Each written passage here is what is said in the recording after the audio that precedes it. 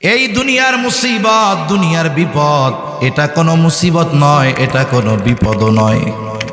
চোখ দুটা যখন বন্ধ হয়ে যাবে, দুনিয়ার মুসিবত আর মুসিবত থাকবে না। আসল মুসিবত তো কিয়ামতের দিন। ওই মুসিবতের দিন দুনিয়ার কেউ আমার আপনার পাশে থাকবে না। কি হবে ওই দিনের অবস্থা?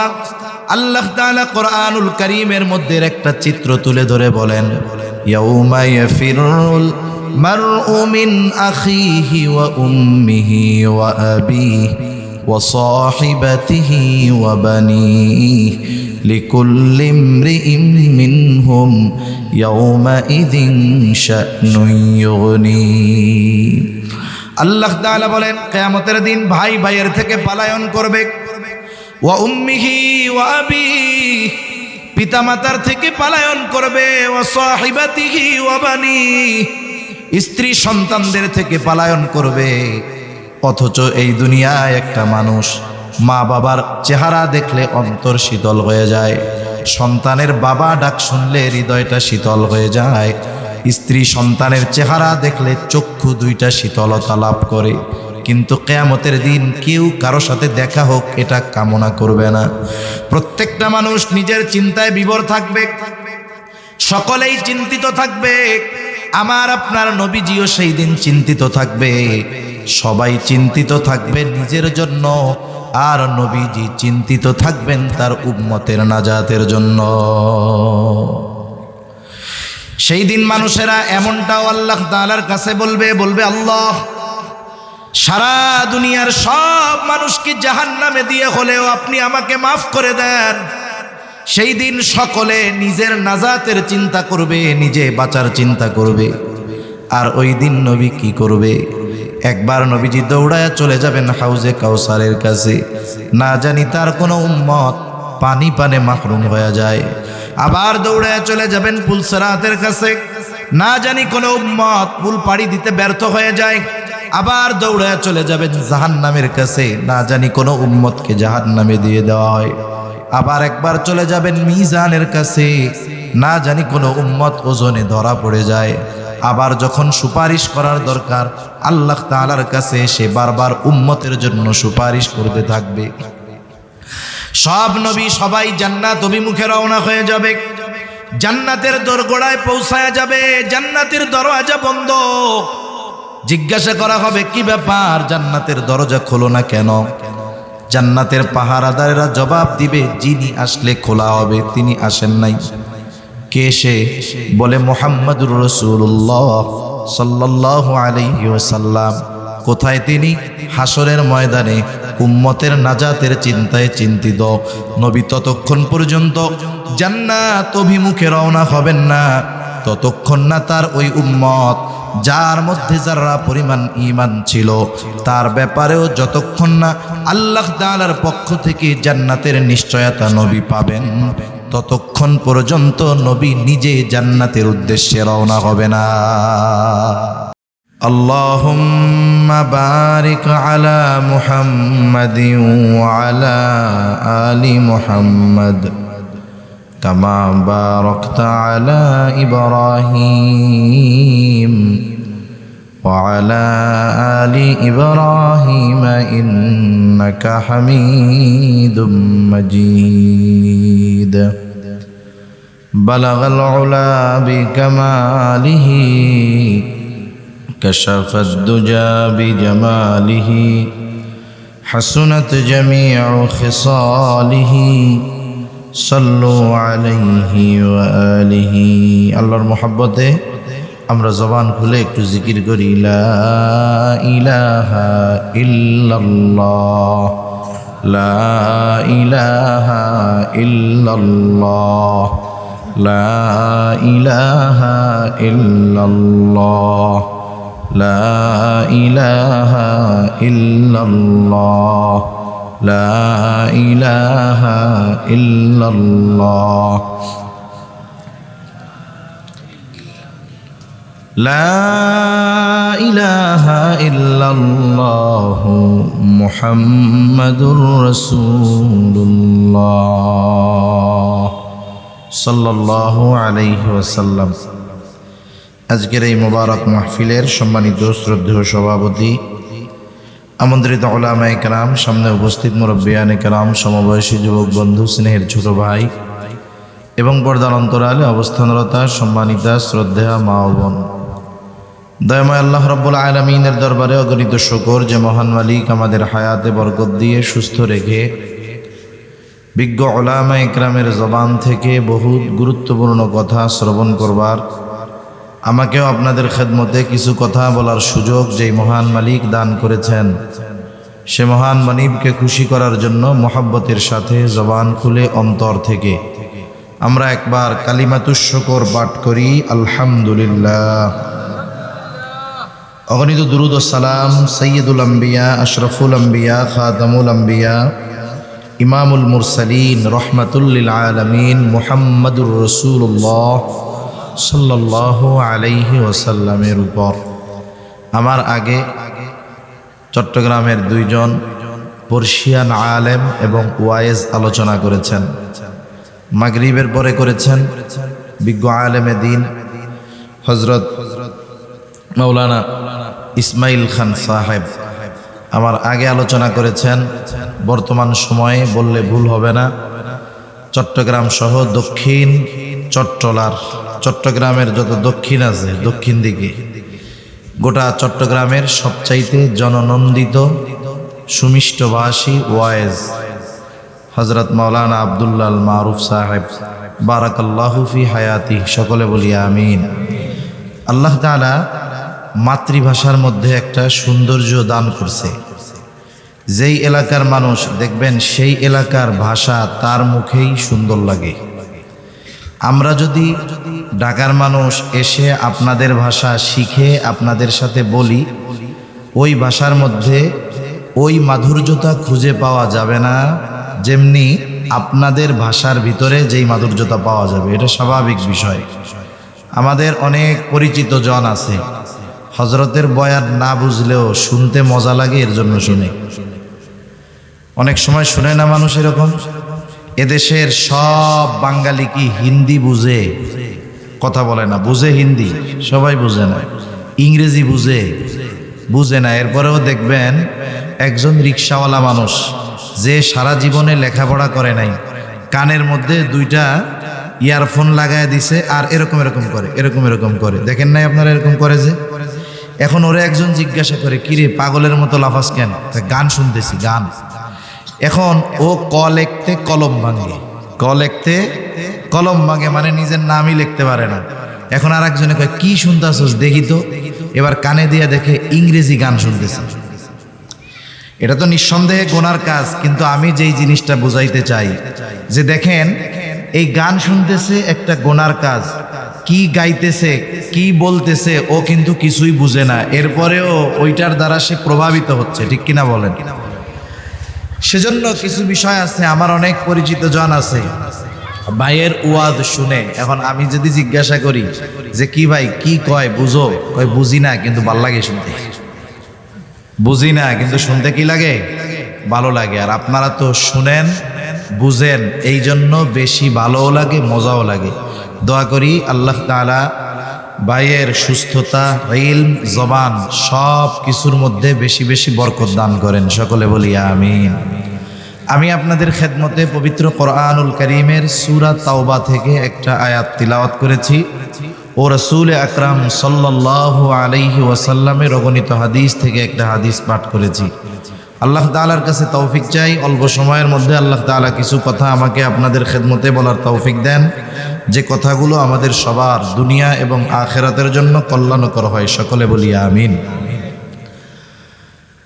আল্লাহ সুবহানাহু ওয়া তাআলা এই দুনিয়াতে আমাদেরকে অজস্র অগণিত নিয়ামত দিয়েছে। নিয়ামত, আল্লাহর দেওয়া নিয়ামত অগণিত। আল্লাহ তাআলা বলেন, ওয়া ইন তাউদ্দু নি'মাতাল্লাহি লা তুহসুহা। আল্লাহ সুবহানাহু ওয়া তাআলা বলেন, তোমরা যদি আল্লাহর নিয়ামত সমূহ গণনা করো হিসাব করতে পারবা না। অগণিত নিয়ামত আল্লাহ তাআলা আমাদেরকে দিয়েছেন। নিয়ামত অগণিত, এই জন্য কম দামি বিষয়টা এমন নয়, বরং আল্লাহ তাআলা হলেন আমাদের রব। আল্লাহ আমাদের কি বলেন তো? রব। রব মানে প্রতিপালক, যিনি প্রতিপালন করেন। রব শব্দের ব্যাখ্যায় বুজুর্গানে দিন বলেন, রব হলেন ওই মহান সত্তা বান্দার অপরিহার্য জিনিসগুলো অতি সহজে যিনি প্রদান করেন তিনি হলেন রব। যেমন আমাদের বেঁচে থাকার জন্য যত জরুরি জিনিস আছে এই জিনিসগুলো অতি সহজে আল্লাহ তাআলা আমাদের দিয়েছেন। যেমন আমাদের বেঁচে থাকার জন্য সময় দরকার, হায়াত দরকার। হায়াত যদি না থাকে, সময় যদি না থাকে, বাঁচতে পারবো না। এই হায়াত আল্লাহ তাআলা আমাদেরকে দিয়েছেন। হায়াত নিয়ে ভাই কিছু গুরুত্বপূর্ণ কথাও বলছে। আবার দেখেন, বেঁচে থাকার জন্য অপরিহার্য যেই জিনিসগুলো, এর মধ্যে একটা হইল অক্সিজেন। অক্সিজেন কি? যেটা আমরা প্রতিনিয়ত টানি, শ্বাস গ্রহণ করি, এটা অক্সিজেন। যেটা ছাড়ি ওইটা বিষাক্ত কার্বন ডাই অক্সাইড। আমাদের ঘরে যদি চাউল ফুরায়া যায়, পকেটের টাকা ফুরিয়ে যায়, খাবার যদি ঘরে ফুরিয়ে যায়, আমরা চিন্তিত হয়ে যাই, পেরেশান হয়ে যাই। অথচ আল্লাহ যদি হায়াত রাখে, পানি পান কইরাও 2-4-10 দিন বেঁচে থাকা যায়। কিন্তু আপনাদের এলাকায় এমন কোনো আল্লাহর বান্দা আছে নাকি যে হুজুর 2-4-10 দিন উনি অক্সিজেন ছাড়া আলহামদুলিল্লাহ বাইচা আছে?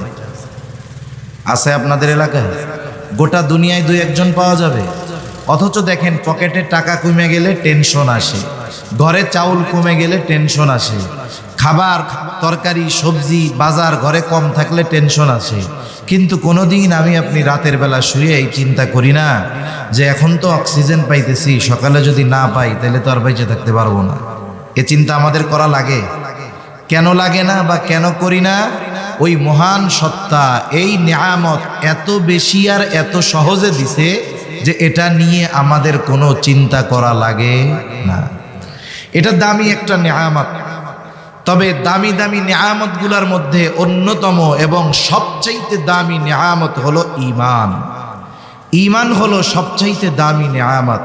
সাথে সাথে আল্লাহ তাআলা যে আমাদেরকে মুহাম্মাদুর রাসূলুল্লাহ সাল্লাল্লাহু আলাইহি ওয়াসাল্লামের উম্মত বানিয়েছে, এটা আল্লাহ তাআলার পক্ষ থেকে আমাদের প্রতি বিশেষ অনুগ্রহ আর নিয়ামত। সুবহানাল্লাহ বলেন। এজন্য আল্লাহ তাআলা মুহাম্মাদুর রাসূলুল্লাহ সাল্লাল্লাহু আলাইহি ওয়াসাল্লামকে মুমিনদের জন্য বিশেষ অনুগ্রহ হিসাবে অভিহিত করেছেন। আল্লাহ তাআলা বলেন, লাকাদ মান্নাল্লাহু আলাল মুমিনিনা ইয বাআসা ফীহিম রাসূলাম মিন আনফুসিহিম।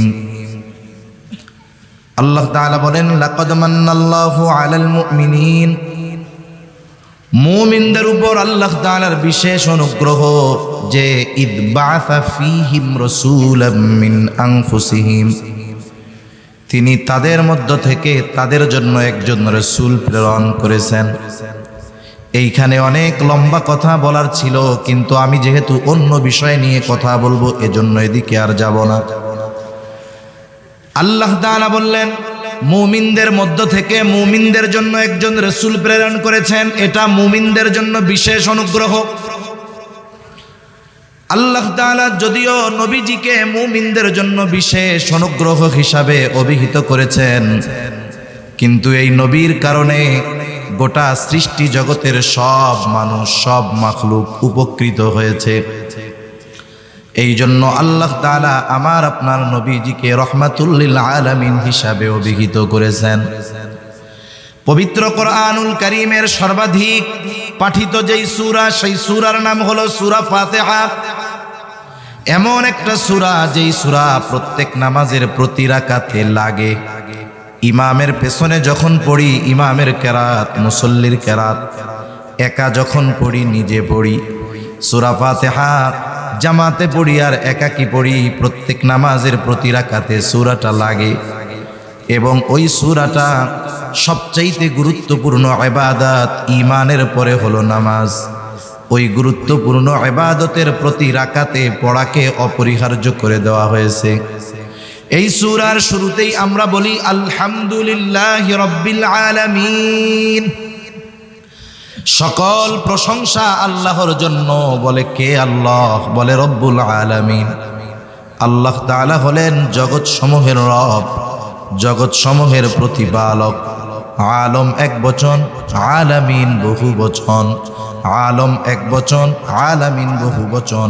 তার মানে জগৎ একটা নয়, বরং অগণিত জগৎ যিনি সৃষ্টি করলেন তিনি কে? মহাকাশ নিয়ে গবেষণা করে, বিশেষ করে যেই সংস্থাগুলো মহাকাশ নিয়ে গবেষণা করে যে আকাশে কি কি আছে, অনুসন্ধান করে, তালাশ করে, এর মধ্যে সবচাইতে প্রসিদ্ধ যেটা সেটা হলো নাসা।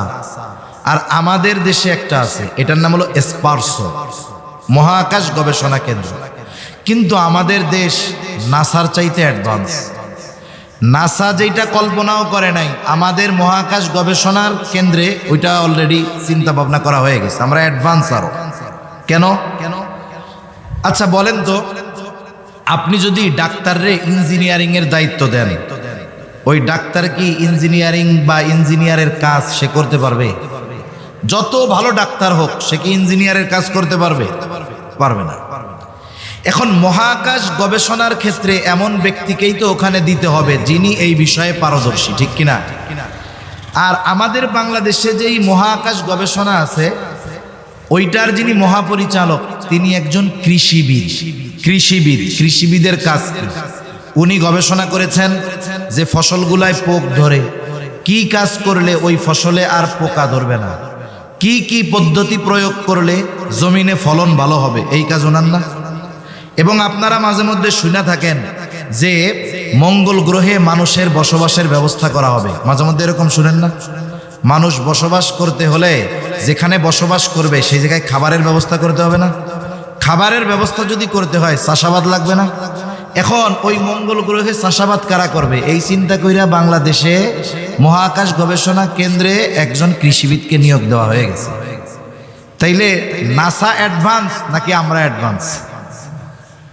হায় হায়, এগুলো তো আমরা বললাম, কিন্তু মাঝে মধ্যে হাসি আসে কথা শুনলে।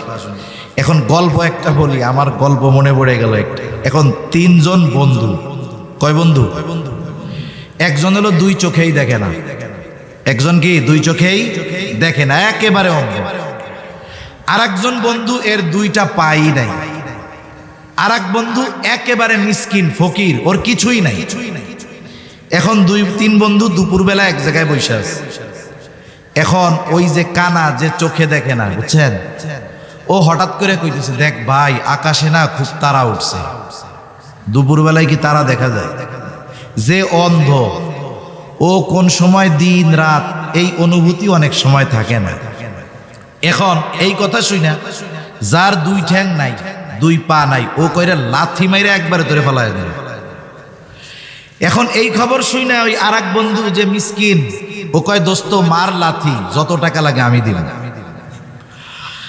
আমাদের দেশের অবস্থা এইরকম, যেখানে যাকে দরকার সেইখানে তাকে না দিয়া যে যেটার উপযুক্ত নয় ওইটা তারে দিয়া রাখছে। দেশের অবস্থা এরকম, সেজন্যই তো অবস্থা খারাপ। আল্লাহ সহি বুঝ দান করেন, বলিয়া আমিন। মহাকাশ গবেষণা করে পৃথিবীর সবচাইতে প্রসিদ্ধ যেই প্রতিষ্ঠান সেটা হলো নাসা। মাঝে মধ্যে গবেষণা করে দেখেন, আমাদেরকে বলে যে পৃথিবী থেকে 1 কোটি আলোকবর্ষ মাইল দূরে একটা গ্রহের সন্ধান পাওয়া গেছে, একটা জগতের সন্ধান পাওয়া গেছে, এবং ওই জগতে প্রাণীর অস্তিত্ব থাকতে পারে। যখন পত্রিকায়, টেলিভিশনে, মোবাইলে ফলাও করে প্রচার করা হয়, তখন আমরা অবাক হয়ে যাই, হতভম্ব হয়ে যাই। আহারে, আরো মনে হয় জগৎ আছে। বিজ্ঞান বলার পরে আমরা হতবাক, হতভম্ব হই। কিন্তু আল্লাহ তাআলা 1500 বছর আগে এই দুনিয়ার মধ্যে আরবের একজন মানুষের কাছে এই খবর জানায় দিয়েছেন, ও বিশ্ববাসী শুনে নাও, এই জগৎ একটা নয়, আরো অগণিত জগৎ আমি আল্লাহ সৃষ্টি করে রেখেছি।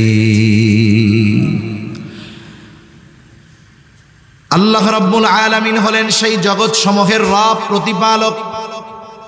আমার আপনার নবীর ব্যাপারে আল্লাহ তাআলা বলেন, ওয়ামা আরসালনাকা ইল্লা রাহমাতাল লিল আলামিন, আপনাকে আমি জগৎ সমূহের জন্য রহমত হিসাবে প্রেরণ করেছি। তাহলে জগৎ সমূহের রব, প্রতিপালক হলেন আল্লাহ, আর জগৎ সমূহের জন্য রহমত হলেন মুহাম্মদুর রাসূলুল্লাহ। আল্লাহ তাআলা যেই জায়গার রব, আমার আপনার নবী সেই জায়গারই রহমত। সৃষ্টিকুলে 1 ইঞ্চি জায়গা বাকি নাই। যে এই জায়গার রব আল্লাহ তাআলা নয়, এরকম কোন জায়গা গোটা সৃষ্টি জগতের কোন জায়গায় আছে? তাহলে সৃষ্টি জগতের একটা ইঞ্চি জায়গা বাকি নাই যেই জায়গার রহমত মুহাম্মাদুর রাসূলুল্লাহ সাল্লাল্লাহু আলাইহি ওয়াসাল্লাম নয়। সুবহানাল্লাহ। এই রহমাতুল লিল আলামিন হওয়ার কারণে কাফেররাও উপকৃত হয়। কিয়ামত পর্যন্ত যত কাফের আসবে এরাও উপকৃত হবে। নবীজির সময় যারা ছিল কাফের এরাও উপকৃত হয়েছে। বলে কেমনে? সহিহ মুসলিম থেকে শোনায় আপনাদের। আবু জেহেল একদিন নবীজিকে শোনায়া শোনায়া আল্লাহ তাআলার কাছে দোয়া করতেছে। আবু জেহেল আল্লাহর কাছে দোয়া করে। প্রথম প্রশ্ন হইল, আবু জেহেল তো কাফের, ও আল্লাহর কাছে দোয়া করে কেন? জবাব হলো, ওরা যদিও কাফের বলি, ওরা তো মুশরিক ছিল, মুশরিক, কিন্তু আল্লাহ তাআলার অস্তিত্বে তারা বিশ্বাসী ছিল। বাস্তবতা হলো যদিও আল্লাহ তাআলার অস্তিত্বে বিশ্বাসী ছিল, কিন্তু এমন কিছু শিরিক করার কারণে তারা শিরিক করেছে, যার কারণে তাদের ওই বিশ্বাস নষ্ট হয়ে গেছে। ওই বিশ্বাসের কোনো মূল্য আর বাকি থাকে না। ওরা আল্লাহর অস্তিত্বে বিশ্বাসী ছিল, এটা আমার কথা না। আল্লাহ তাআলাই স্বয়ং কোরআনুল কারীমের মধ্যে বলছেন যে তারা আল্লাহর অস্তিত্বে বিশ্বাসী ছিল।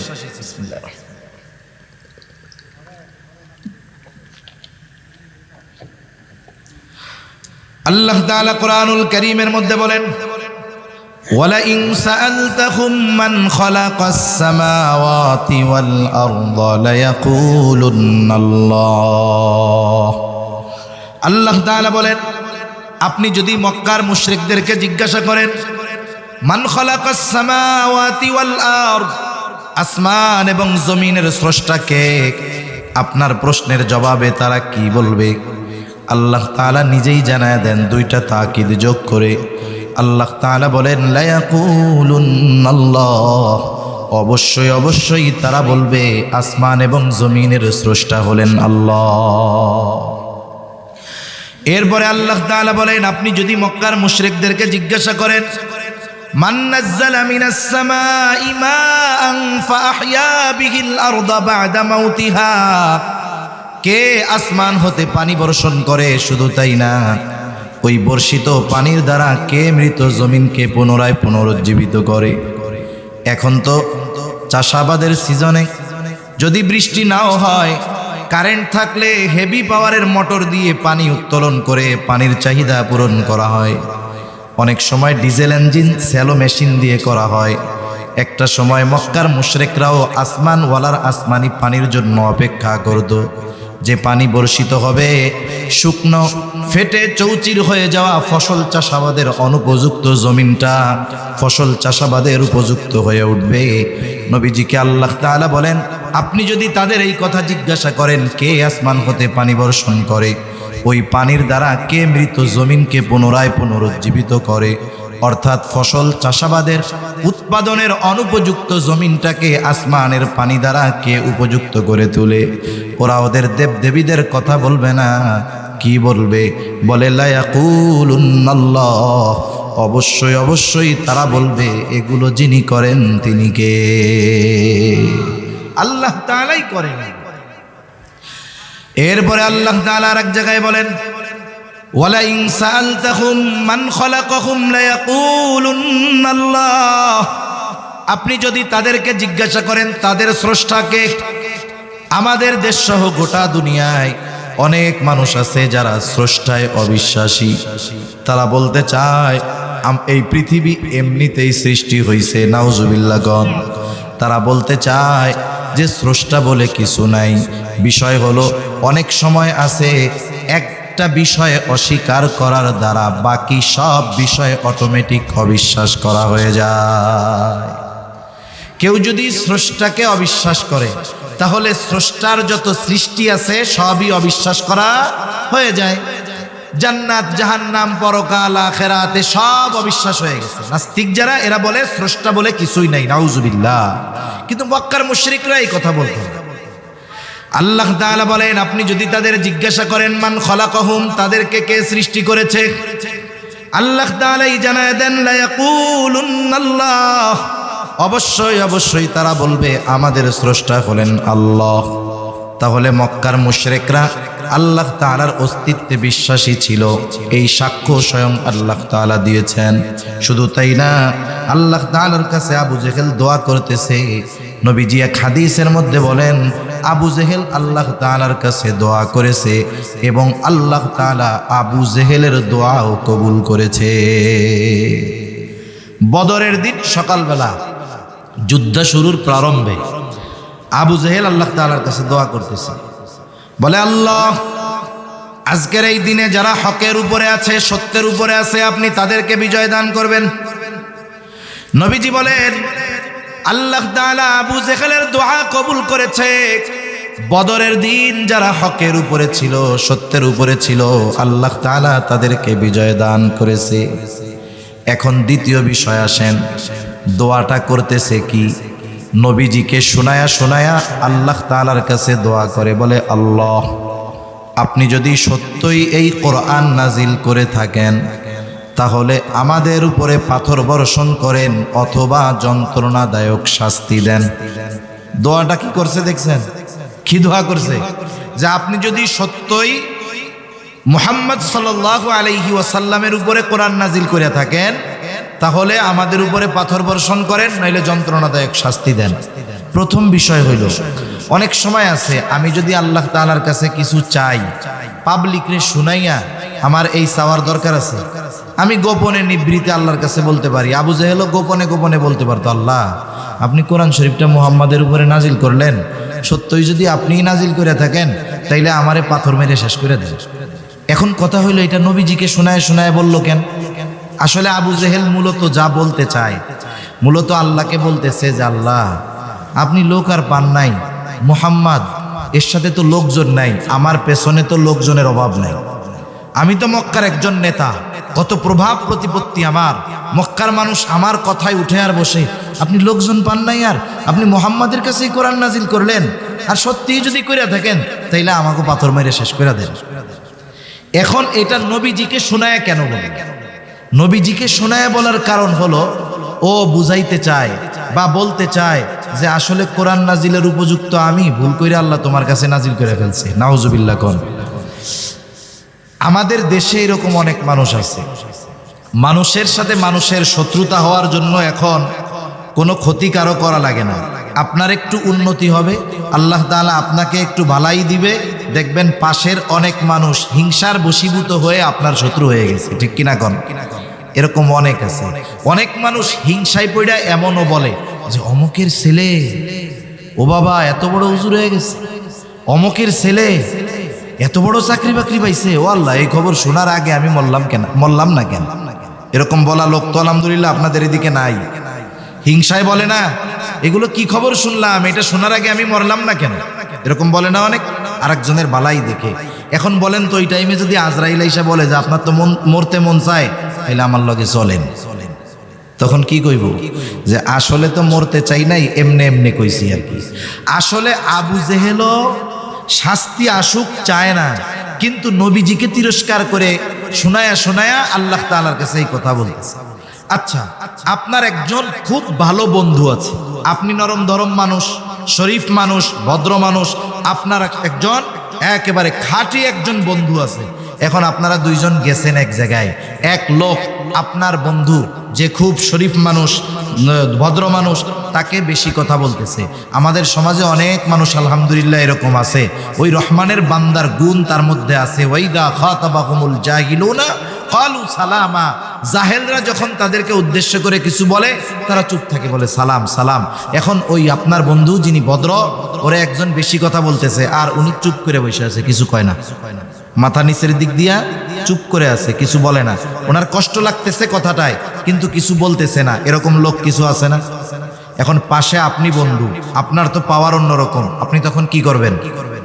বন্ধু কিছু বলে না ঠিক, বন্ধুকে যে বেশি কথা বলতেছে অন্যায়ভাবে বিনা কারণে, তার প্রতিবাদ করবেন না? কি বলবেন? এই মিয়া, এর সাথে এরকম আচরণ কেন? ভদ্র মানুষ পাইছো এই জন্য না? আমাকে মতো লোক হইলে এতক্ষণ ঠ্যাং ভেঙে হাতে ধরাই দিতাম। ঠিক কিনা বলে? নবীজি চুপ, কিন্তু আল্লাহ তাআলা তো আবু জেহেলের কথার জবাব পাঠায় দিচ্ছে। আল্লাহ রাব্বুল আলামিন জবাব পাঠায় দিয়েছেন। কেমন যেন আল্লাহ তাআলা বলেন, ও আবু জেহেল, তোমরা যেটা করো, যা বলো, তাতে তো তোমরা শাস্তির উপযুক্ত, আযাবের উপযুক্ত।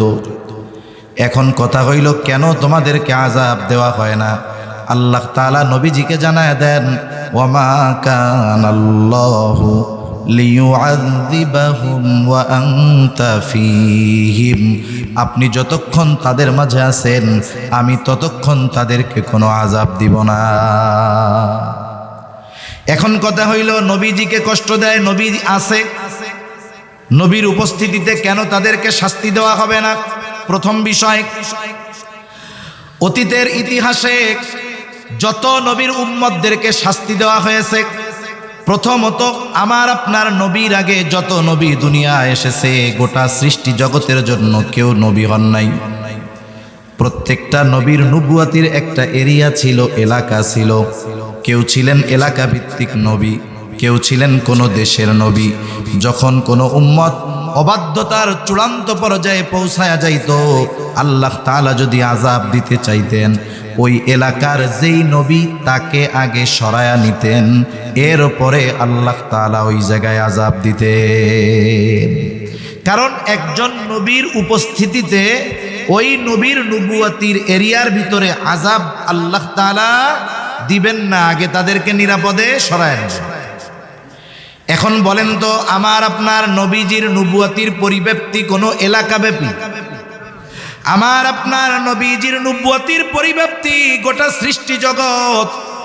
সেজন্য কবি কত সুন্দর কথা বলে, রবুবিয়ত খুদা কি হ্যায় জাহাঁ তাক, নবুয়তি মুস্তাফা কি হ্যায় ওহা তাক। আল্লাহ তাআলার রবুবিয়তের বিস্তৃতি যত দূর, আমার আপনার নবীজির নবুয়াতির বিস্তৃতি তত দূর। আমার আপনার নবীজির নবুয়াতির বিস্তৃতি যত দূর, আমার আপনার নবীজি তত দূরের জন্যই রহমাতুল লিল আলামিন। সুবহানাল্লাহ বলেন, রহমত। এখন আল্লাহ তাআলা যে আযাব দিবে, গোটা সৃষ্টি জগতের একটা জায়গাও তো বাকি নাই যেই জায়গার রহমত নবী নয়। তাইলে নবীর উপস্থিতিতে আযাব দিতে হইলে আগে নবীকে সরায় নিতে হবে, নবুয়াতির এরিয়ার বাইরে নিতে হবে। এরকম কোন জায়গা সৃষ্টি জগতে আছে? এই জন্য নবীজি রহমাতুল লিল আলামিন জমিনের উপরে আছে। ওই জমিনের উপরে আল্লাহ তাআলা আযাব দিবেন কেমনে? এই জন্য কাফেররাও বাইচা গেছে। অনেক সময় দেখবেন আমার আপনার ঘরেও বা পরিচিত জন, ছোট ভাই অপরাধ করে, অপরাধ, ওই জায়গায় একজন সম্মানিত ব্যক্তি আছে, অপরাধ করতেছে, তাকে শাস্তি দেওয়ার জন্য আমি রাগ হচ্ছি, দাঁত কিটমিট করতেছি, কিন্তু ওই সম্মানিত ব্যক্তি উপস্থিত থাকার কারণে তাকে আমরা কিছু বলি না। এইবার যখন ওই সম্মানিত ব্যক্তি চইলা যায়, আমরা এবার ওকে বলি, তোর কপালটা ভালো রে, অমকে আসিল, নইলে তো তোরে একবারে ঠ্যাংটা ভাঙিয়ে দিতাম, বলি না? তার মানে অনেক সময় সম্মানিত ব্যক্তির সম্মান রক্ষার্থে অনেককে আমরা শাস্তি থেকে বাঁচায়া দেই, শাস্তি দেই না। নবীজি রহমাতুল লিল আলামিন হওয়ার কারণে এই কাফেররা নগদ শাস্তি থেকে বেঁচে গেছে, কিয়ামত পর্যন্ত বাঁচতেছে, কিয়ামত পর্যন্ত ওরা বাঁচবে। এটা নবীজির দোয়ার বরকত, নবীজি রহমাতুল লিল আলামিন হওয়ার কারণে এই সুবিধা তারাও ভোগ করতেছে।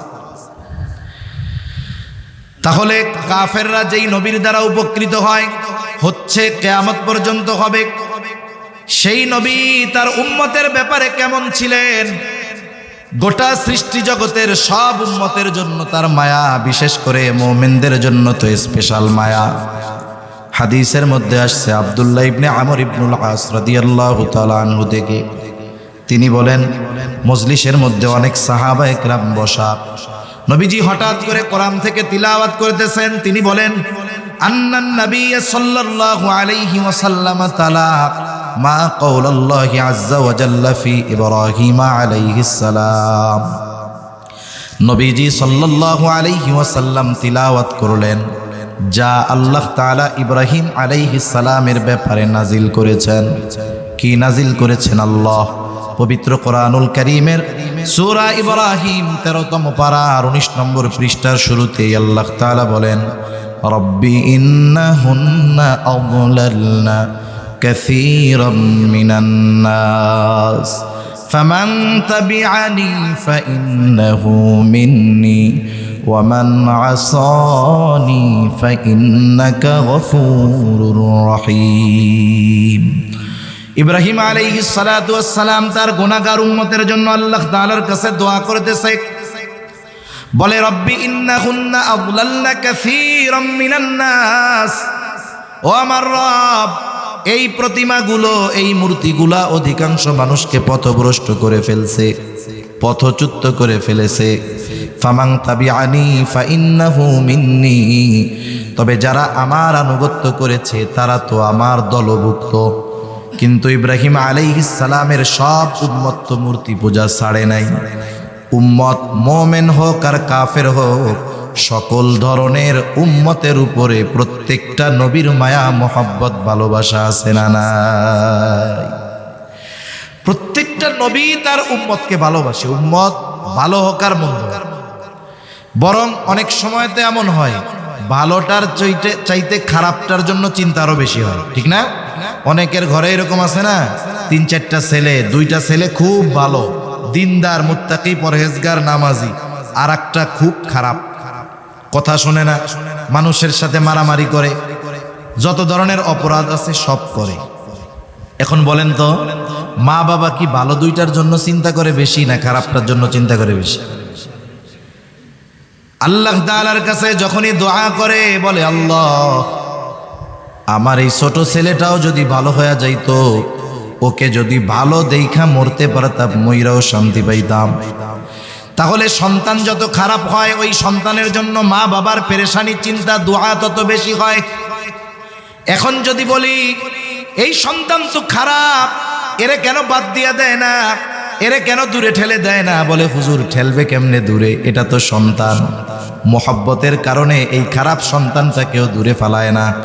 আরে ভাই, আমার আপনার মা বাবা আমাকে আপনাকে কত ভালোবাসে, আল্লাহর কসম তার চাইতে আমার আপনার নবী আমাকে আপনাকে আরো অনেক বেশি ভালোবাসে। আমি আমারে কত ভালোবাসি, আমি তো আমার জান্নাত জাহান্নাম নিয়ে টেনশন করি না, কিন্তু আমার চাইতে আমার নবী, আমাদের নবী আমাদের জন্য বেশি চিন্তা করে উম্মত যেন জাহান্নামে না যায়। আচ্ছা, আসলে ভালোবাসে কে? মুখ দিয়া চাপা পিটাইলেই ভালোবাসা হয় না, মুখ দিয়া বললেই ভালোবাসা হয় না। আপনি কাকে বলবেন যে সে আপনারে ভালোবাসে? যে আপনার বিপদে পাশে থাকবে, আপনি মনে করবেন সেই আপনারে ভালোবাসে, ঠিক না? মনে করেন আপনার একজন দোস্ত আছে, এমন বন্ধু, সে শুধু আপনারে দেখলেই কয়, বন্ধু তোমার এত ভালোবাসি, তোমার জন্য যদি আমার জীবন দিতে হয় আমি জীবন দিতেই প্রস্তুত। এখন এই বন্ধুরে নিয়ে আপনি গেছেন পটিয়া গিয়া একজনের সাথে আপনার একটু দ্বন্দ্ব হয়েছে, কথাবার্তা কাটাকাটি হয়েছে। আপনি চিন্তা করতেছেন আমি তো আর একা না, আমার সাথে জান দেওয়া বন্ধু আছে, যেই বন্ধু আমার জন্য কি দিয়া দিবে? জান দিয়া দিবে। এই সাহসে তার সাথে আপনি একটু তর্ক বিতর্ক শুরু করছেন। তর্ক বিতর্কের ফাঁকে ডানে বামে তাকায় দেখেন সেই বন্ধু গায়েব হয়ে গেছে, বন্ধুর ছায়াও দেখা যাচ্ছে না। যাই হোক, ওই জায়গার মুসিবতটা গেছে। এবার আপনি বাড়িতে আসছেন, সিএনজি থেকে রাস্তায় নামছেন, আর ওই যে বন্ধু দৌড় দিয়া গিয়া গলা জড়ায় ধরে বলে, দোস্ত তোমারে খুব ভালোবাসি, তোমার জন্য জীবন দিয়া দিব। এখন আপনি কি করবেন? বন্ধু হাতের কাছে কিছু না পাইলে স্যান্ডেল খুলে আগে ওরে পিটাবে যে তুমি আমার জন্য জীবন দিয়া দিবা না? মুসিবতে পড়ছি, বিপদে পড়ছি, বাহিরের লোক এসে সাহায্য করছে, আর সবার আগে তুমি আমার বিপদে বাঁচছো, ঠিক কিনা বলেন? তার মানে বিপদের সময় যে আমার কাছে নাই, বাস্তবে সে আমাকে আপনাকে ভালোবাসে না।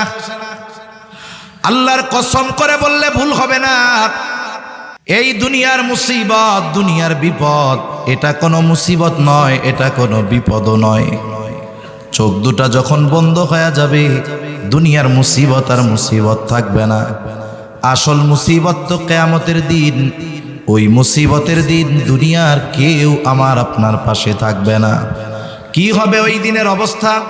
আল্লাহ তাআলা কোরআনুল কারীমের মধ্যে একটা চিত্র তুলে ধরে বলেন, ইয়াউমা ইয়াফিরুল মারউ মিন আখিহি ওয়া উম্মিহি ওয়া আবিহি ওয়া সাহিবাতিহি ওয়া বানিহি লিকুল্লি ইমরিইম মিনহুম ইয়াওমাইযিন শা'নুন ইউগনি। আল্লাহ তাআলা বলেন কিয়ামতের দিন ভাই ভাইয়ের থেকে পলায়ন করবে। ওয়া উম্মিহি ওয়া আবিহি, পিতামাতার থেকে পলায়ন করবে। ওয়া সাহিবাতিহি ওয়া বানিহি, স্ত্রী সন্তানদের থেকে পলায়ন করবে। অথচ এই দুনিয়ায় একটা মানুষ মা বাবার চেহারা দেখলে অন্তর শীতল হয়ে যায়, সন্তানের বাবা ডাক শুনলে হৃদয়টা শীতল হয়ে যায়, স্ত্রী সন্তানের চেহারা দেখলে চক্ষু দুইটা শীতলতা লাভ করে। কিন্তু কিয়ামতের দিন কেউ কারো সাথে দেখা হোক এটা কামনা করবে না।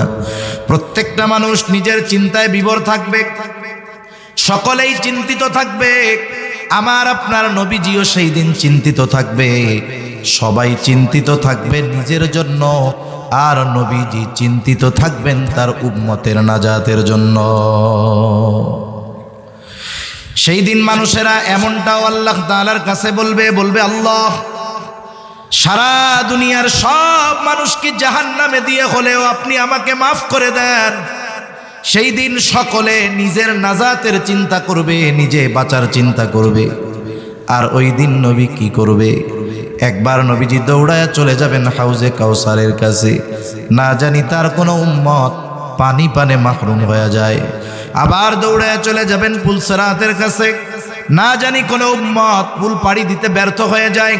আবার দৌড়ায় চলে যাবেন জাহান্নামের কাছে, না জানি কোনো উম্মতকে জাহান্নামে দিয়ে দেওয়া হয়। আবার একবার চলে যাবেন মিজানের কাছে, না জানি কোনো উম্মত ওজনে ধরা পড়ে যায়। আবার যখন সুপারিশ করার দরকার আল্লাহ তাআলার কাছে, সে বারবার উম্মতের জন্য সুপারিশ করতে থাকবে। সব নবী সবাই জান্নাত অভিমুখে রওনা হয়ে যাবে, জান্নাতের দোরগোড়ায় পৌঁছায়া যাবে, জান্নাতের দরওয়াজা বন্ধ। জিজ্ঞাসা করা হবে কি ব্যাপার, জান্নাতের দরজা খোলো না কেন? জান্নাতের পাহারাদারেরা জবাব দিবে, যিনি আসলে খোলা হবে তিনি আসেন নাই। কে সে? বলে মুহাম্মাদুর রাসূলুল্লাহ সাল্লাল্লাহু আলাইহি ওয়াসাল্লাম। কোথায় তিনি? হাসরের ময়দানে উম্মতের নাজাতের চিন্তায় চিন্তিত। নবী ততক্ষণ পর্যন্ত জান্নাত অভিমুখে রওনা হবেন না ততক্ষণ না তার ওই উম্মত যার মধ্যে যারা পরিমাণ ঈমান ছিল তার ব্যাপারেও যতক্ষণ না আল্লাহ তাআলার পক্ষ থেকে জান্নাতের নিশ্চয়তা নবী পাবেন ততক্ষণ পর্যন্ত নবী নিজে জান্নাতের উদ্দেশ্যে রওনা হবে না। এখন বলেন, ওই মুসিবতের দিন বাবা চিনবে, মা চিনবে, সন্তান চিনবে, কেউ চিনবে না, কিন্তু নবীজি আমাকে আপনাকে ভুলবে না। তাহলে বোঝা গেল নিঃসন্দেহে নবীজি আমাদেরকে সবচাইতে বেশি ভালোবাসে। এইরকম প্রত্যেকটা নবী তার উম্মতকে ভালোবাসে। উম্মত যদি পাপীও হয় মুহাব্বতের কারণে এই ভালোবাসা থেকে যায়।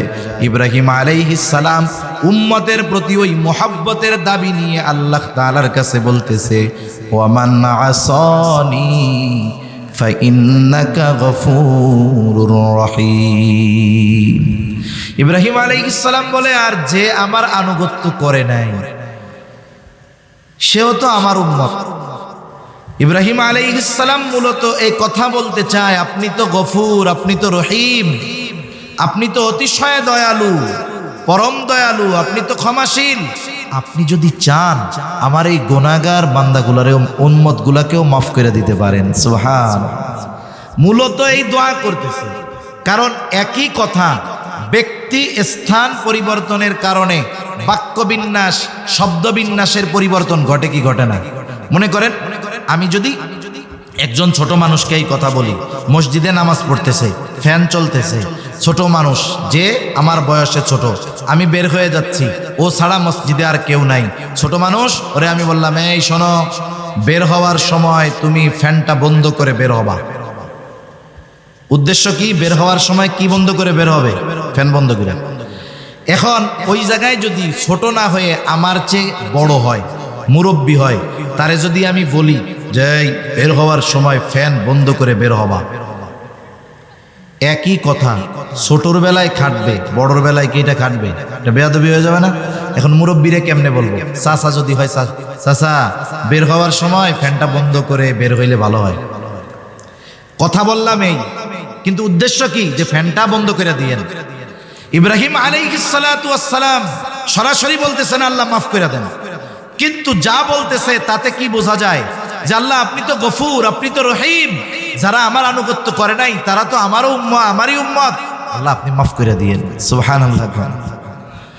ওয়াকালা ঈসা আলাইহিস সালাম ইন তুআযিবুহুম ফাইন্নাহুম ইবাদুক ওয়া ইন তাগফির লাহুম ফাইন্নাকা আনতাল আজিজুল হাকীম। ঈসা আলাইহিস সালাম আল্লাহ তাআলার কাছে উম্মতের জন্য দোয়া করছে। আল্লাহ তাআলা সেই দোয়ার খবর জানায় দেয়। ঈসা আলাইহিস সালাম বলে ইন তুআযিবুহুম ফাইন্নাহুম ইবাদুক, আপনি যদি তাদেরকে শাস্তি দেন তারা তো আপনারই বান্দা। ওয়া ইন তাগফির লাহুম ফাইন্নাকা আনতাল আজিজুল হাকীম, আর যদি আপনি তাদেরকে ক্ষমা করে দেন আপনি তো আজিজ, মহাপরাক্রমশালী, হাকিম, মহাপ্রজ্ঞাময়। এখানেও কেমন যেন ঈসা আলাইহিস সালাম বলে আল্লাহ রে আপনি তো মহাপ্রজ্ঞাময়, আপনি তো মহাপরাক্রমশালী, আপনি চাইলেই তো আপনার এই গুনাহগার বান্দা আমার এই উম্মতগুলোকে আপনি মাফ করে দিতে পারে। দুই নবী তার গুনাহগার উম্মতের ব্যাপারে দোয়া করছে কার কাছে? আল্লাহ তাআলার কাছে দোয়া করছে। ছোট বাচ্চারা দেখবেন, ওরে নিয়ে আপনি যাইতেছেন, হাঁটতেছেন রাস্তায়, কিছুই বলতেছে না, হঠাৎ করে দেখবে যে ওর মতো ছোট একটা পোলা ললিপপ খাইতেছে। ছোট বাচ্চা তো যখন আর একজনকে খাইতে দেখতে পারে কি করবে? আব্বা, ও আব্বু, আব্বা রে কি আমার একটা ললিপপ কিনে দেন। এখন ওর কিন্তু একটু আগে মনে ছিল না, মনে পড়ছে কেন? আর একজন রে খাইতে দেখছে এই জন্য। নবীজি উম্মতের চিন্তা সব সময় করেন, কিন্তু যখন এই দুই নবীর দোয়া তিলাওয়াত করছেন তখন গুনাহগার উম্মতের প্রতি নবীজির অন্তরে মোহাব্বতের ঢেউ উঠে গেছে। সুবহানাল্লাহ। এবার নবীজি কি করলেন? বলে ফারাফা ইয়াদাইহি ওয়া ক্বালা আল্লাহুম্মা উম্মতি উম্মতি ওয়া বাকা। নবীজি দুই হাত উঁচু করে কান্না করতেছে, চোখ দিয়ে অজর ঝরায় পানি পড়ে, আর বলে আল্লাহুম্মা উম্মতি, আল্লাহ আমার উম্মত, আমার উম্মত। দুই হাত উঁচু করে কান্না করতেছে আর বলে আমার উম্মত, আমার উম্মত। আর কিছুই নবীজি বলেন না। বলেন তো নবীজি কিছু বলুক আর না বলুক, দুনিয়ার মানুষ কিছু বুঝুক আর না বুঝুক, দুনিয়ার মানুষ জানুক আর না জানুক, কিন্তু নবীজি কি বলতে চায় যিনি জানেন তিনি কে? আল্লাহ তাআলা জিবরাইল আলাইহিস সালাতু ওয়াস সালামকে বলে, জিবরাইল যাও মুহাম্মাদের কান্নার কারণ জিজ্ঞাসা করো। জিবরাইল আলাইহিস সালাতু ওয়াস সালাম চলে আসছে, এসে জিজ্ঞাসা করে আপনার কান্নার কারণ কি? যদিও আল্লাহ তাআলা সব কিছু জানে, এরপরেও আপনার কাছ থেকে জানতে চায়। এখন কথা হইল আল্লাহ তাআলা সব কিছুই যেহেতু জানে, আবার কেন নবীর কাছ থেকে জানতে চায়? একটা উদাহরণ দেই তাইলে বুঝতে সহজ হবে। মনে করেন আমাদের দেশের মাদ্রাসাগুলো, আবাসিক যেই মাদ্রাসাগুলো, মক্তবে হেফজখানায় অনেক দূরের দূরের ছাত্র অনেক সময় লেখাপড়া করে কি করে না? মনে করেন আপনাদের মালিয়ারায় মাদ্রাসা, ওর বাড়ি মনে করেন পটিয়া, ও এইখানে হেফজখানায় পড়ে, মাদ্রাসায় পড়ে। ছোট বাচ্চা বৃহস্পতিবার বিকাল বেলায় আসরের পরে হুজুরের সামনে আইসা বসছে, বৈশাখ কান্না শুরু করছে, চোখ দিয়া পানি পড়তেছে। বলেন তো কোন মাদ্রাসার ছোট বাচ্চা যদি বৃহস্পতিবার আসরের পরে হুজুরের সামনে আইসা বৈশাখ কান্নাকাটি করে, এখন বলেন তো এই ছোট বাচ্চার কান্নার কারণটা কি হইতে পারে? বাড়ি যাওয়ার জন্য কান্নাকাটি করতেছে। এখন বলেন তো আপনারা, আমরা যদি ছাত্রের কান্নার কারণ বুঝি, ওই ছাত্ররে যেই ওস্তাদ পড়ায় ওই ওস্তাদ ওর কান্নার কারণ জানে না? যায়। এখন ওস্তাদ জিজ্ঞাসা করে কি ব্যাপার, কান্না করো কেন? এখন ও আরো দুঃখে কান্নার গতি বাড়ায় দিচ্ছে। মনে মনে চিন্তা করে আমি যে কেন কাঁদতেছি, হুজুর বোঝার পরেও কেন জিজ্ঞাসা করে? এই দুঃখে এখন কান্নার গতি আরো বেড়ে গেছে। এখন আরো বেশি কান্না করতেছে। হুজুর বলে যতই কান্নাকাটি করো কোনো লাভ হবে না, কি জন্য কাঁদতেছো আগে এটা কও। এইবার ছোট বাচ্চা কান্না বিজড়িত কণ্ঠে বলে, হুজুর আমার আম্মুর জন্য আমার একটু কলিজার মধ্যে পড়তেছে, একটু দেখতে মন চায়, আমার ছোট ভাইয়াটারে দেখতে মন চায়, বোনটারে দেখতে মন চায়, আমি একটু বাসায় যাব। এইবার হুজুর একটা হাসি দিয়া বলে, ঠিক আছে যাও, আগে মাদ্রাসায় চলে আসবা। এখন কথা হলো ওই ছাত্র কি জন্য কান্না করে, কি বলতে চায়, ওস্তাদ জানার পরেও ছাত্রর মুখ দিয়ে কেন শুনতে চায়? বলে এটা ওস্তাদ ছাত্রের একটা মহব্বত ভালোবাসার বহিঃপ্রকাশ। তাহলে নবী কেন কান্না করে আল্লাহ তাআলা সব জানার পরেও কেন শুনতে চায়? বলে এটা হলো আমার আপনার নবীর প্রতি আল্লাহ তাআলার মহব্বতের বহিঃপ্রকাশ। অনেক সময় অনেক কিছু জানার পরেও প্রিয়জনের মুখ দিয়ে শুনতে মনে চায়। নবীজি এইবার জিবরাইল আলাইহিস সালামকে পাইয়া একেবারে প্রাণ খুইলা সব বলছে। যেমন দেখেন, মেরাজের সময় যখন আল্লাহ তাআলার কাছ থেকে নবীজি হাদিয়া নিয়ে ফিরছে, হাদিয়াগুলোর মধ্যে একটা কি 50 ওয়াক্ত নামাজ। এখন মুসা আলাইহিস সালাম বলতেছে, আপনার উম্মত 50 ওয়াক্ত অসম্ভব, আপনি যা কমাই নিয়ে আসেন। এখন কুমাইতে কুমাইতে আছে কয় ওয়াক্ত? 5 ওয়াক্ত। মুসা আলাইহিস সালাম কি বলছে? যে এইটাও ঠিকমতো পারবে না, আপনি আবার যান। নবীজি বলছে কি, আমার আর যাইতে মন চাইতেছে না, লজ্জা লাগতেছে। তার মানে বোঝা গেল কিছু কিছু সময় আছে আমরা জানি যে ওনার কাছে গেলে কাজ হবে, কিন্তু ওনার সম্মান, ওনার মর্যাদার দিকে তাকিয়ে ওনার কাছে বলতে একটু ইতস্তবোধ হয়। কিন্তু আমি এটাও জানি যে আমি কি বলতে চাই উনি সেটা জানেন, ঠিক কিনা বলে? কথার কথা এটা আমি কেমনে বুঝাই? মনে করেন এক যুবক বিবাহ করতে চায়, যুবক কি চায়? বিবাহ করতে চায়। এখন বাড়ি খালি বিয়ের ফজিলত শোনায়, বাপরেও শোনায়, মারেও শোনায়, বিয়ার ওয়াজ শোনায়। মাঝে মধ্যে কয় চুল দাড়ি সব পাইকা গেল রে, কপালে মনে হয় নাই। এখন এইরকম 2-4 কথা শ্রবণ করবার পরে বাবা যদি অন্য রুম থেকে যদি শুনে, তাহলে বাপ বুঝতে পারবে না মূলত ছেলে বিয়ে করতে চাইতেছে। এখন বাপও বুঝে ছেলে বিবাহ করতে চায়। এখন এই ছেলে বাবার কাছে গিয়ে নিজের বিবাহের কথা বলতে লজ্জা পাবে কি পাবে না? ছেলেও বুঝে যে আমি যে বিয়ে করতে চাই, আব্বা বুঝতে পারছে, আব্বাও বুঝতেছে ছেলে বিবাহ করতে চায়। কিন্তু এরপরেও বাপ ছেলের মোহাব্বত ভালোবাসা সব ঠিক আছে, কিন্তু বাবার সম্মান অবস্থানের দিকে তাকায়া এই জানা কথাটাই দুইজনের সামনাসামনি আলোচনা করতে একটু ইতস্তবোধ লাগে। কিন্তু যদি ওই পোলার একটা দুলাভাই থাকে, কথা বুঝেন নাই? এখন ওই ছেলের বাবা দুলাভাইরে বলতেছে আর কি, শ্বশুরেও নারে বলতেছে যে তোমার শালার তো বাপ সাপ ভালো না, কি করতে চায় কি বলতে চায় তুমি একটু জিজ্ঞাসা করো তো। এখন আপনার কাছে আইসা বলতেছেন যে কিরে তোমারে নাকি রোগে ধরছে, এখন কি রোগ ধরছে এবার আমারে কল। এখন বলেন তো দুলাভাইয়ের কাছে শালা প্রাণ খুইলা সব কথা বলতে পারবে কি পারবে না? কেন? বলে সম্পর্ক আছে এই জন্য। যতই দুলাভাইয়ের সাথে সম্পর্ক থাক, দুলাভাইয়ের চাইতে কি বাপ মোহাব্বত বেশি করে না কম করে? নিঃসন্দেহে বেশি করে। আল্লাহ তাআলা জিবরাইল আলাইহিস সালামকে পাঠাইছে, জিবরাইল আলাইহিস সালামের কাছে কি বলবে নবী এটা আল্লাহ তাআলা জানে, নবীও জানে, আমি যা বলবো আল্লাহ তাআলা সব জানে।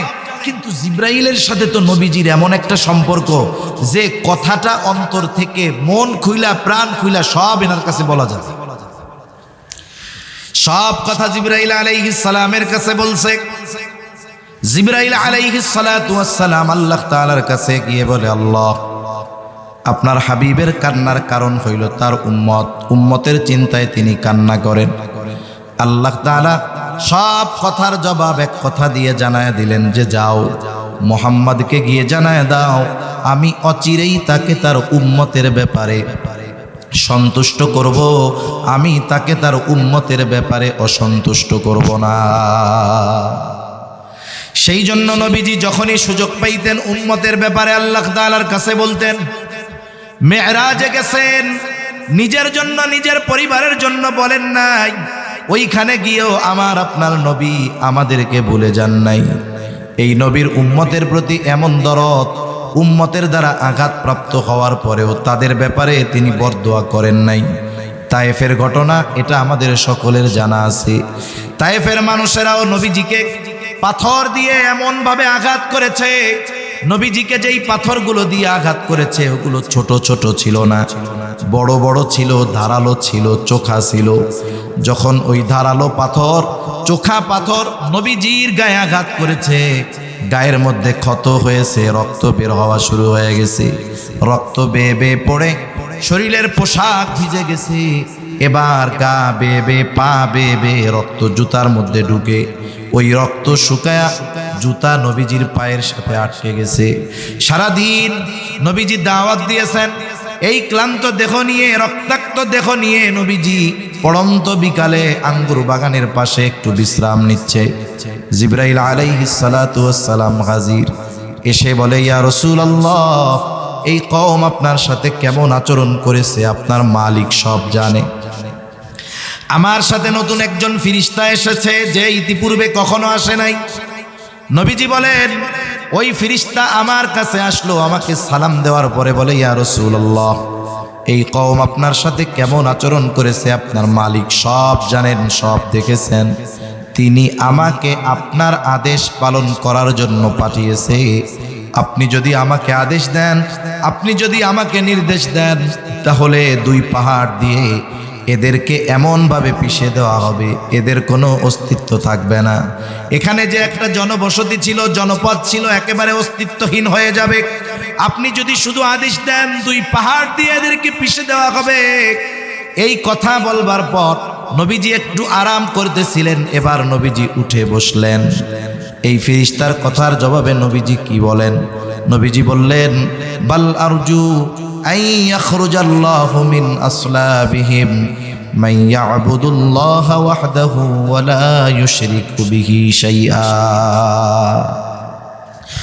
নবীজি কেমন যেন বলতেছে, শোনো, তুমি তো আমাকে বলতেছো আদেশ দেন, দুই পাহাড় দিয়ে এদেরকে পিষে দেই, কিন্তু শুনে নাও, আমি তো এদের ব্যাপারে আল্লাহ তাআলার কাছেই আশা পোষণ করি যে আল্লাহ তাআলা এদের মধ্য থেকে এমন এক প্রজন্ম বের করবে, এমন এক সম্প্রদায় বের করবে যারা এক আল্লাহর ইবাদত করবে, তার সাথে কারো শরীক করবে না। আমি তো এদের থেকে এইটা আশা করতেছি, এরা ঈমান আনে নাই ঠিক আছে, কিন্তু এদের মধ্য থেকে আল্লাহ তাআলা হয়তো এমন মানুষ বের করবে যারা আল্লাহর ইবাদত করবে, আল্লাহর সাথে কারো শরীক করবে না। একটু চিন্তা করে দেখেন, যেই উম্মত দুনিয়ায় আসে নাই, ওই উম্মতের প্রতিও নবীজির কেমন ভালোবাসা ছিল। নবীজি তার কথার দ্বারা কিয়ামত পর্যন্ত যত মুমিন উম্মত আসবে সকলের প্রতি ভালোবাসার বার্তা নবীজি দিয়ে গেছেন। নবীজি পথ চলতেছেন, সাথে অনেক সাহাবায়ে কেরাম। হঠাৎ করে নবীজি বলেন, আমার ভাইদেরকে দেখতে মন চায়। উপস্থিত সাহাবারা বলতেছে, ইয়া রাসূলুল্লাহ, আমরা কি আপনার ভাই নই? নবীজি বলেন, না, তোমরা হইলে আমার সাথী। তাহলে আপনার ভাই কারা? বলে, আমার পরে আমাকে না দেখে যারা আমার উপরে ঈমান আনবে তারা হলো আমার ভাই। এইবার চিন্তা করে দেখেন যে আল্লাহর নবী ভালোবাসার বার্তা আমাদেরকে জানায় দিয়ে গেছে। এখন বিষয়টা হলো এইরকম, একটা হাদিস বলতে গেলে লম্বা সময় কথা বলা যাবে, কিন্তু কিছু বিষয় এইরকম আছে, একটা বিষয় হাজার মানুষের বলার চাইতে অনেক সময় একজন ব্যক্তির বলাটা বেশি গ্রহণযোগ্য হয় না? এরকম মনে করেন আগের আমলে, অনেক আগে যখন প্লেন সচরাচর এরকম ছিল না, অনেক সময় মানুষের মোবাইল ছিল না, দেখা যাইতো না, কথা বলতো না। অনেকে শুনতাম বিদেশে গেছে, বিয়া কইরা আসছিল, বিদেশে গেছিল, যখন বিদেশ থেকে একবার আসছে, যখন আসছে সে ছিল অবিবাহিত, বিয়া কইরা বিদেশ গেছে, বিদেশ থেকে যখন আসছে হলো দাদা হইয়া। কথা বুঝেন নাই? মানে একবারে 15-20 বছর থেকে আসছে। ওই জামানায় ছবি তোলার, পাঠানোর মোবাইল কিছুই ছিল না। এক চিঠি পাঠাইতো, 6 মাস পরে, 1 বছর পরে, 12 বছর পরে পৌঁছাইতো। ঠিক কিনা বলেন? এই যে কয়েকদিন আগে, কয়েক মাস আগে মনে হয় দেখলাম এক লোক নাকি অনেক আগে সে এক জায়গায় চাকরির জন্য ইন্টারভিউ দিচ্ছে, আল্লাহর বান্দার চাকরিও হয়ে গেছে। এখন তার চাকরির যেই লেটার, এটাও তারে পাঠায়া দিছে, কিন্তু দুর্ভাগ্যবশত ওইটা পোস্ট অফিস থেকে তার বাড়িতে আর আসে নাই, আসছে গিয়ে 40 বছর পরে, বাংলাদেশের মধ্যেই। কয় বছর পরে আসছে? চাকরি ঠিকই হয়েছিল, চিঠি ঠিকই পাঠাইছিল, কিন্তু আসতে লাগছে কত বছর? 40 বছর। এখন আগেও এরকম অনেক সময় ছিল। তা ওই লোক মনে করেন বিদেশ থেকে আসছে, এখন এসে বিবাহ শাদী কইরা 6 মাস থাইকে আবার চলে গেছে, একটানা 18 বছর। ইতিমধ্যে আল্লাহ তাআলা তাকে একটা সন্তানও দান করছে। এখন সন্তান 18-19 বছরের যুবক, উনিও ফোন মোবাইল নাই, তো উনি চিন্তা করছে হঠাৎ করে বাড়ি গিয়ে আমি সবাইরে অবাক বানায় দিব। উনি এবার আসছে, বাড়িতে আসতে আসতে অনেক রাত, বাড়ি আইসা গভীর রাত দরজা টোকা দিছে। এখন বাড়িতে যদি একটা যুবক ছেলে থাকে, গভীর রাত্রে কি মহিলারা দরজা খুলতে যাবে নাকি? এখন ওই যুবক, তাগড়া যুবক, দরজা খুলতে গেছে। এখন দরজা খুলে দেখে একটা অপরিচিত মানুষ, ফোনেও দেখে নাই, ছবিও দেখে নাই। বাপরে কি চিনবে নাকি? চিনবে না তো। এখন দেখাই বলতেছে আপনি কে? এখন বাপও চিন্তা করছে একটু মজা করি, পোলা তো আমার, বুঝতেই পারতেছে। বলে তুমি আমারে চিনবা না, তোমারে আমার মা চিনবে। এখন বলেন তো, এইরকম কথা যদি বলে, ওই ছেলে চিন্তা করবে এই আমার মা যাদেরকে চিনে আমিও তো সবাইরে চিনি, তুই কেডা? এইবার দেখা যাবে বাঁশ একটা নিয়ে মাথায় বাড়ি মেরে ফাটাইয়া দিতে যাচ্ছে। ইতিমধ্যে মা আওয়াজ শুনে দৌড় দিয়ে চলে আসছে, কি হয়েছে রে, কি হয়েছে? এখন আয়শা দেখে যে ছেলে লাঠি নিয়ে কারে জানি মাথা ফাটাই দিল। বাইরে কে? এখন তাকায় দেখে তার স্বামী। সাথে সাথে বলতেছে বাবা তুমি কোনারে চিনো না, এই যেই তো তোমার আব্বা। এখন বলেন তো, একটু আগে যেই ছেলেটা ওনার মাথা ফাটায়া দেওয়ার জন্য লাঠি একটা নিয়ে আসছে, মা যখন বলছে যে এই যেই তোমার আব্বা, তখন মেজাজ গরম না ঠান্ডা? এবার বলতেছে আমি তোমাদেরকে একটু সারপ্রাইজ দেওয়ার জন্য এরকম করছি। এখন ছেলেটা কাকুতি মিনতি করবে না, আব্বা আপনাদের চিনতে পারি নাই, ভুল হয়ে গেছে, আমারে মাফ করে দেন, বেয়াদবি নিয়েন না।